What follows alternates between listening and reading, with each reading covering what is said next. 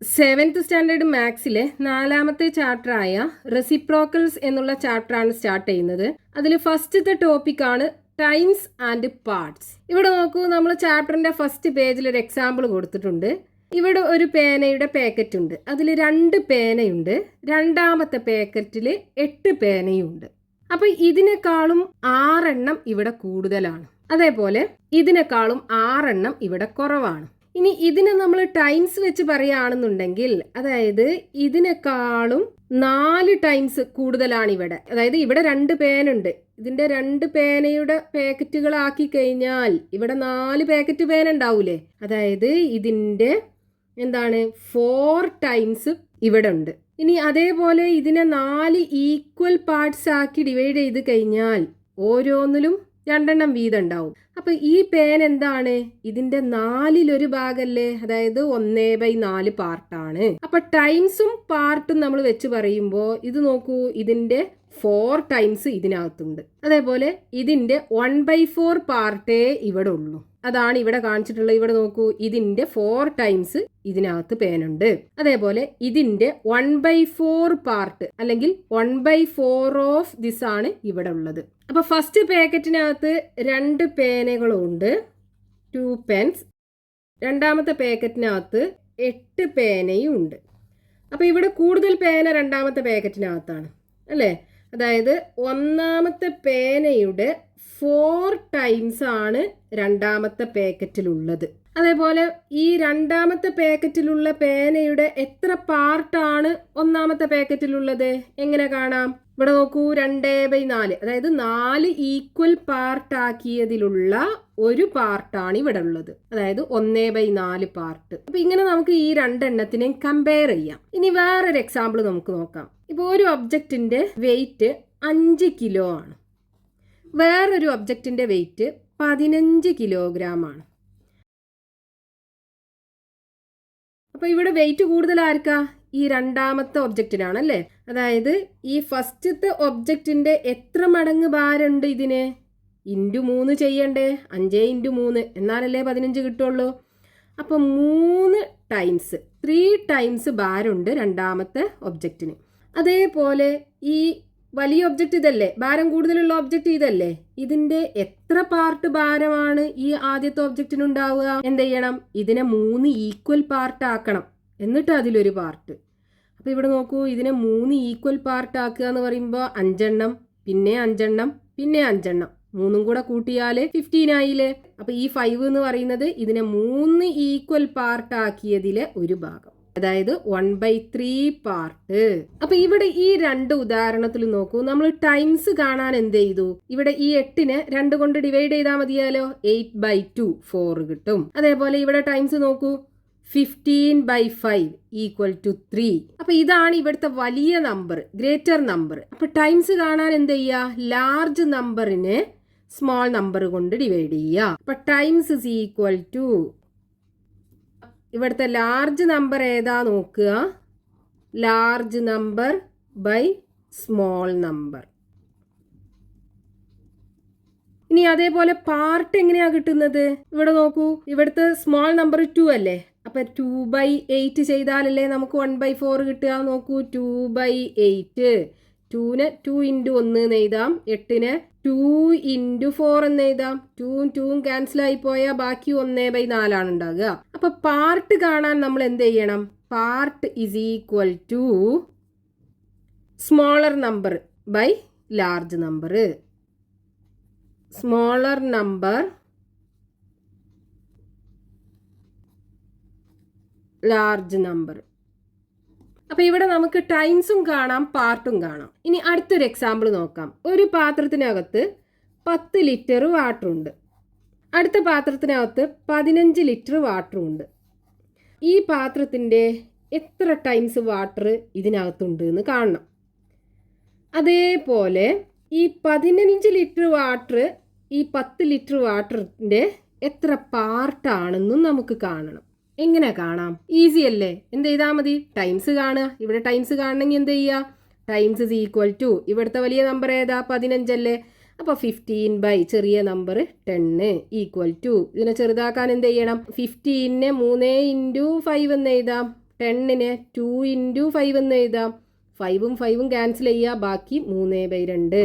ഇവിടെ നോക്കൂ, ന്യൂമറേറ്റർ ഡിനോമിനേറ്ററിനേക്കാളും വലുതല്ലേ? അപ്പൊ ഇതൊരു ഇംപ്രോപ്പർ ഫ്രാക്ഷൻ ആണ്. അപ്പൊ ഇംപ്രോപ്പർ ഫ്രാക്ഷനെ നമുക്ക് മിക്സ്ഡ് ഫ്രാക്ഷൻ ആക്കി എഴുതാൻ പറ്റും. എന്ത് ചെയ്യണം? ഈ 3നെ 2 കൊണ്ട് ഡിവൈഡ് ചെയ്യുക. 3ൽ 2 ഒരു പ്രാവശ്യം, 1 ഇൻറ്റു 2 2 കിട്ടും. 3ന്ന് 2 പോയാൽ ബാക്കി 1.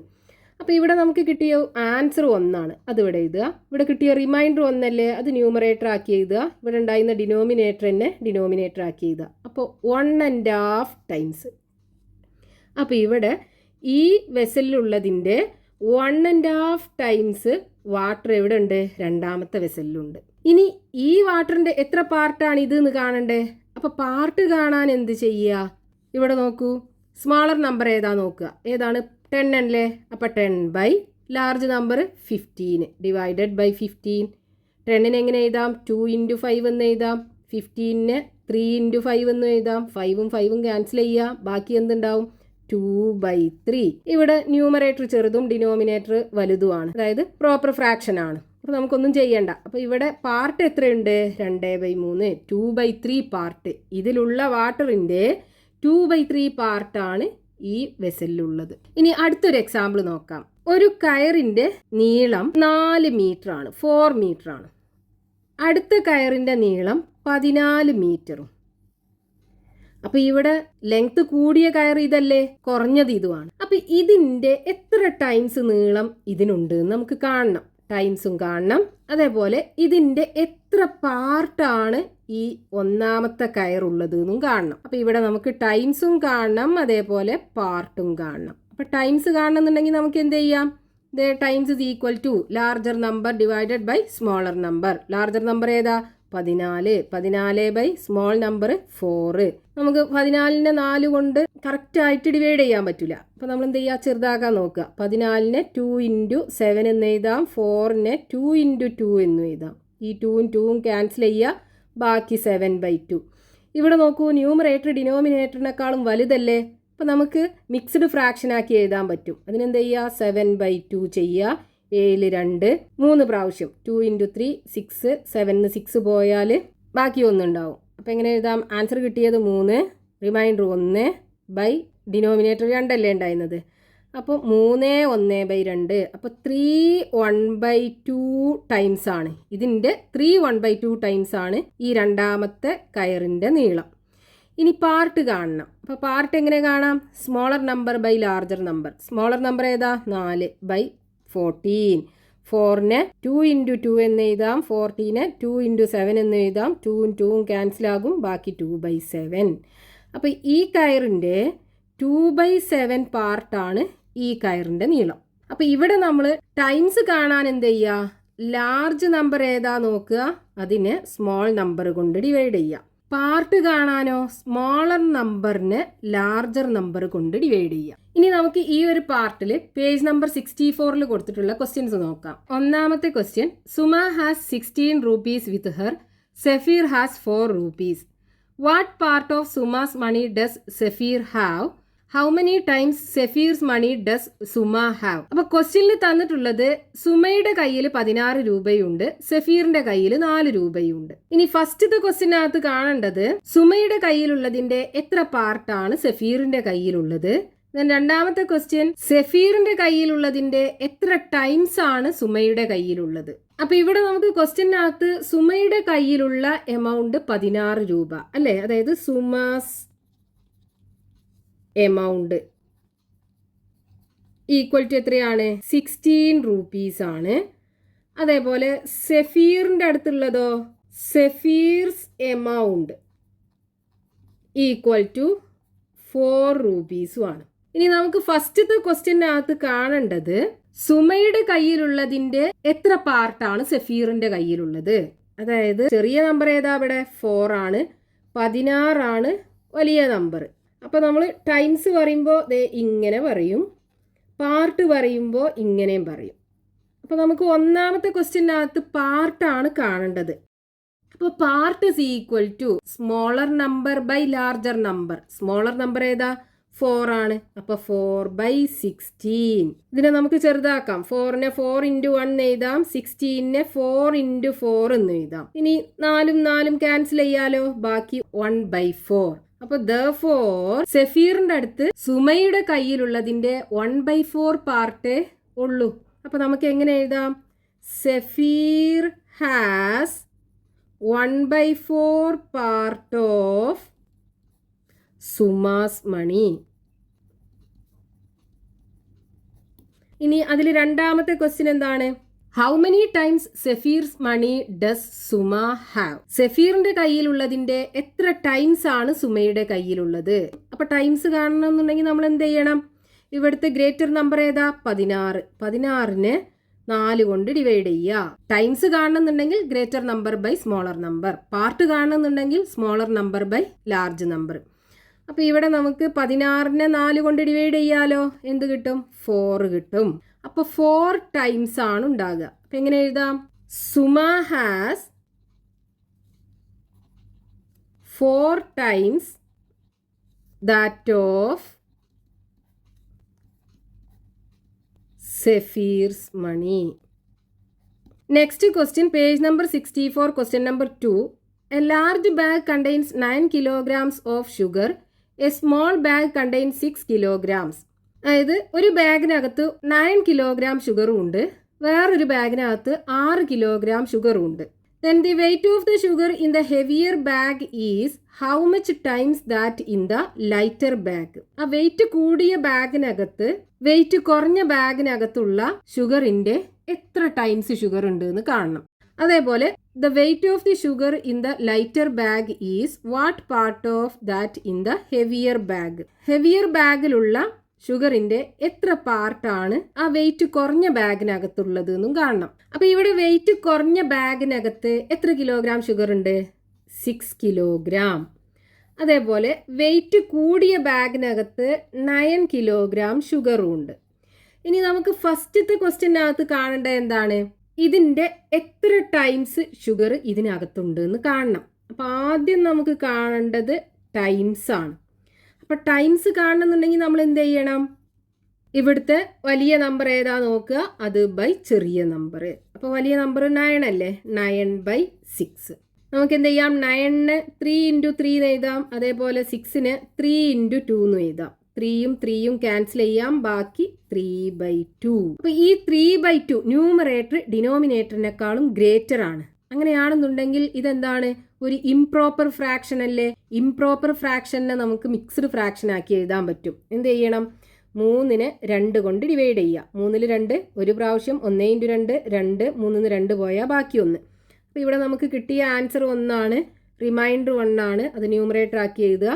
ഡിനോമിനേറ്റർ 2 1.5. അതായത് ഈ വെയിറ്റ് കുറഞ്ഞ ബാഗിനകത്തുള്ളതിൻ്റെ 1.5 ടൈംസ് ഷുഗർ ഈ വെയിറ്റ് കൂടിയ ബാഗിനകത്തുണ്ട്. അപ്പോൾ നമുക്ക് എങ്ങനെ എഴുതാം?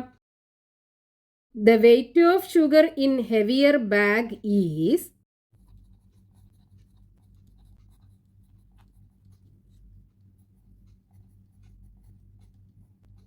one and a half times that in the lighter bag.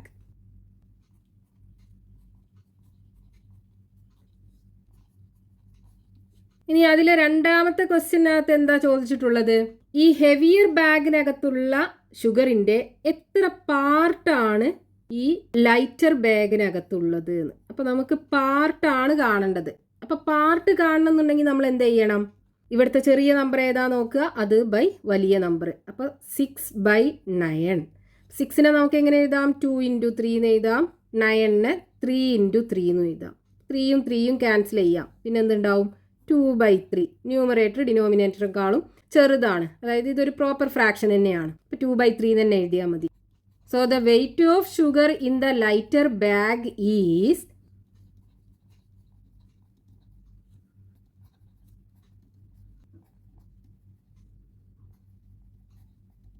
2/3 part of that in the heavier bag.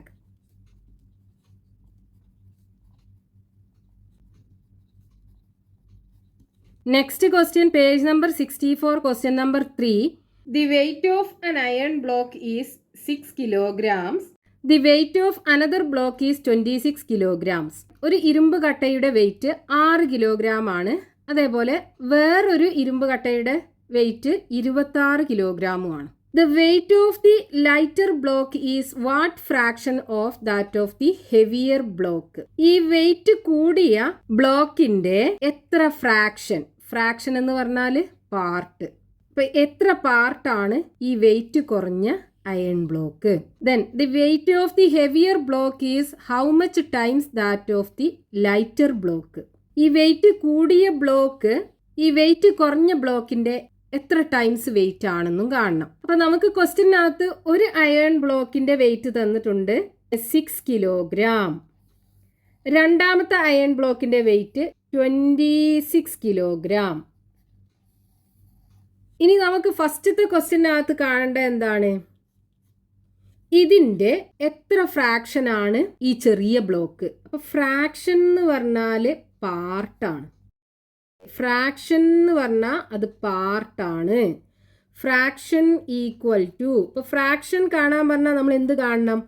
പാർട്ടാണ് കാണേണ്ടത്.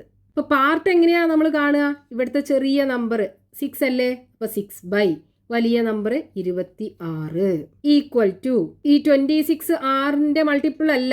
അപ്പോൾ നമുക്ക് എന്ത് ചെയ്യാം? 6നെ 2 × 3 എന്ന് എഴുതാം. അതേപോലെ 26നെ 2 × 13 എന്നും എഴുതാം. 2ഉം 2ഉം ക്യാൻസൽ ചെയ്യാലോ, ബാക്കി 3/13 ഉണ്ടാവും. അപ്പോൾ നമുക്ക് എങ്ങനെ എഴുതാം? The weight of the lighter block is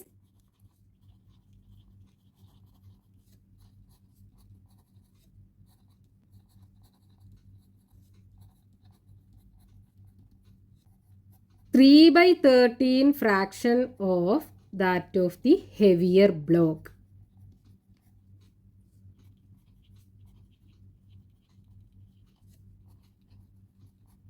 ഇനി അതിൽ രണ്ടാമത്തെ question, the weight of the heavier block is how much times that of the lighter block?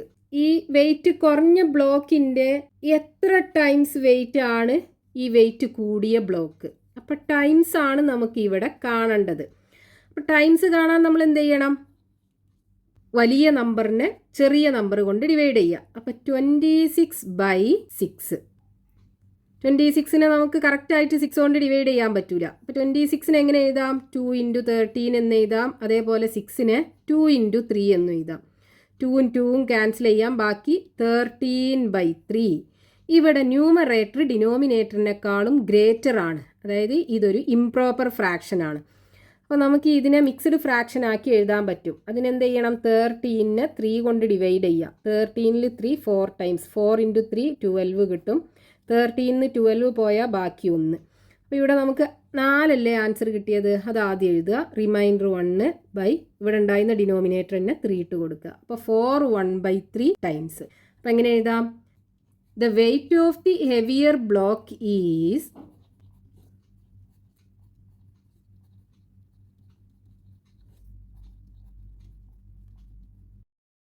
4 1/3 times that of the lighter block.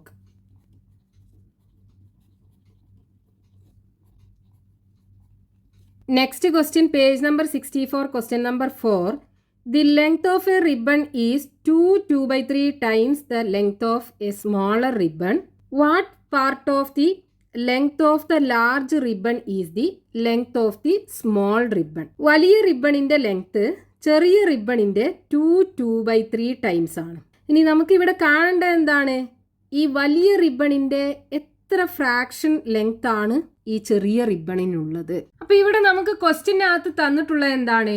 ഒരു ചെറിയ റിബണും ഉണ്ട്, ഒരു വലിയ റിബണും ഉണ്ട്. വലിയ റിബണിന്റെ നീളം ചെറിയ റിബണിന്റെ 2/3 ടൈംസ് ആണ്. ടൈംസ് ആണ് നമുക്ക് തന്നിട്ടുള്ളത്. Times equal to 2/3. ടൈംസ് കാണാൻ നമ്മൾ എന്താ ചെയ്യുക? വലിയ നമ്പർ ബൈ ചെറിയ നമ്പർ അല്ലേ? അപ്പൊ ഇവിടെ റിബണിന്റെ നീളാകുമ്പോൾ വലിയ റിബണിന്റെ നീളാവൂലേ കൂടുതലുള്ളത്? അതായത് വലിയ റിബണിന്റെ നീളം ബൈ ചെറിയ റിബണിന്റെ നീളമായിരിക്കും ടൈംസ് എന്ന് പറയുന്നത്. അപ്പൊ അത് നമുക്ക് ഇവിടെ തന്നിട്ടുണ്ട്. ഇത് മിക്സ്ഡ് ഫ്രാക്ഷനിലാണുള്ളത്. നമുക്ക് ഇംപ്രോപ്പർ ഫ്രാക്ഷനിലേക്ക് മാറ്റാം. 2 × 3 6, 6ക്ക് 2 ആഡ് ചെയ്യാം. അപ്പോൾ 8 കിട്ടും. അപ്പോൾ ഇതിനെ 8/3 എന്ന് എഴുതാം നമുക്ക്. അപ്പോൾ ടൈംസ് ഈസ് ഈക്വൽ ടു 8/3 ആണ്. അതായത് length of large ribbon by length of small ribbon equal to 8/3. ഇതാണ് നമുക്ക് ക്വസ്റ്റ്യനകത്ത് തന്നിട്ടുള്ളത്. ഇനി നമ്മളോട് കാണാൻ പറഞ്ഞിട്ടുള്ളത് എന്താണ്? ഈ വലിയ റിബണിന്റെ നീളത്തിന്റെ എത്ര പാർട്ടാണ് ചെറിയ റിബണിന്റെ നീളം. അപ്പൊ പാർട്ട് കാണണമെന്നുണ്ടെങ്കിൽ നമ്മൾ എന്ത് ചെയ്യണം? ചെറിയ നമ്പർ ബൈ വലിയ നമ്പർ. അപ്പൊ ഇവിടെ ചെറിയ നമ്പർ എന്ന് പറയുന്നത് എന്തായിരിക്കും? സ്മോൾ റിബണിന്റെ നീളം.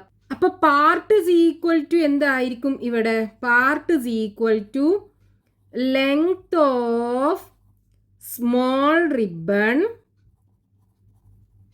By length of large ribbon equal to, ഇവിടെ നോക്കൂ, length of large ribbon by length of small ribbon 8/3 ആണ്. ഇതിനെ നേരെ തിരിച്ചിട്ടതല്ലേ ഇത്? അതായത് ന്യൂമറേറ്റർ ഡിനോമിനേറ്റർക്കും ആക്കി, ഡിനോമിനേറ്റർ ന്യൂമറേറ്റർക്കും ആക്കി. അതാണിത്, length of small ribbon by length of large ribbon. അപ്പോൾ ഇത് കിട്ടാൻ നമുക്ക് എന്ത് ചെയ്താൽ മതി? ഈ ഫ്രാക്ഷനെ നേരെ തിരിച്ചെഴുതിയാൽ പോരെ? അതായത് 3/8 എന്ന് എഴുതിയാൽ മതി. ഇതാണ് പാർട്ട്. അതായത് ചെറിയ റിബണിന്റെ നീളം വലിയ റിബണിന്റെ നീളത്തിന്റെ 3/8 പാർട്ടാണ്. The length of the small ribbon